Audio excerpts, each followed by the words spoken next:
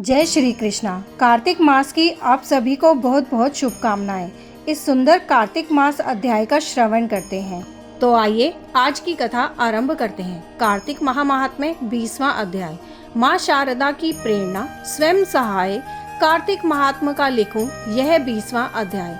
अब राजा पृथु ने पूछा, हे देवर्षि नारद, इसके बाद युद्ध में क्या हुआ तथा वह दैत्य जलंधर किस प्रकार मारा गया, कृपया मुझे यह कथा सुनाइए। नारद जी बोले, जब गिरिजा वहां से अदृश्य हो गई और गंधर्वी माया भी विलीन हो गई, तब भगवान वृषभध्वज चैतन्य हो गए। उन्होंने लौकिकता व्यक्त करते हुए बड़ा क्रोध किया और विस्मित मना जलंधर से युद्ध करने लगे। जलंधर शंकर के बाणों को काटने लगा, परंतु जब काट ना सका तब उसने उन्हें मोहित करने के लिए माया की पार्वती का निर्माण कर अपने रथ पर बांध लिया। तब अपनी प्रिया पार्वती को इस प्रकार कष्ट में पड़ा देख लौकिक लीला दिखाते हुए शंकर जी व्याकुल हो गए। शंकर जी ने भयंकर रौद्र रूप धारण कर लिया।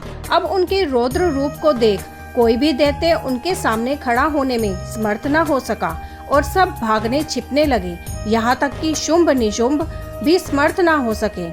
शिवजी ने उन शुंभ निशुंभ को श्राप देकर बड़ा धिक्कारा और कहा, तुम दोनों ने मेरा बड़ा अपराध किया है। तुम युद्ध से भागते हो, भागते को मारना पाप है।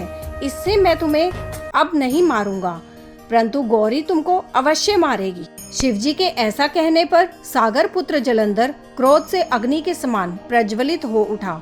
उसने शिवजी पर घोर बाण बरसाकर धरती पर अंधकार कर दिया।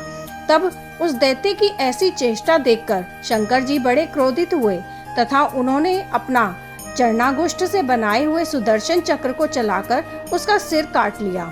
एक प्रचंड शब्द के साथ उसका सिर पृथ्वी पर गिर पड़ा और अंजन पर्वत के समान उसके शरीर के 2 खंड हो गए।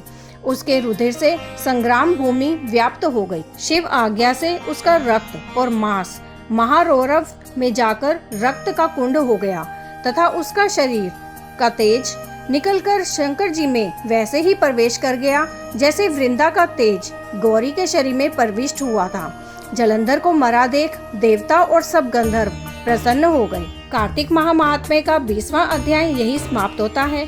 ऐसे ही और अध्यायों का श्रवण करने के लिए आपके अपने चैनल एस्ट्रो नॉलेज को सब्सक्राइब कर लीजिए ताकि आने वाले वीडियोस के नोटिफिकेशन आपको मिल सके। जय श्री कृष्णा।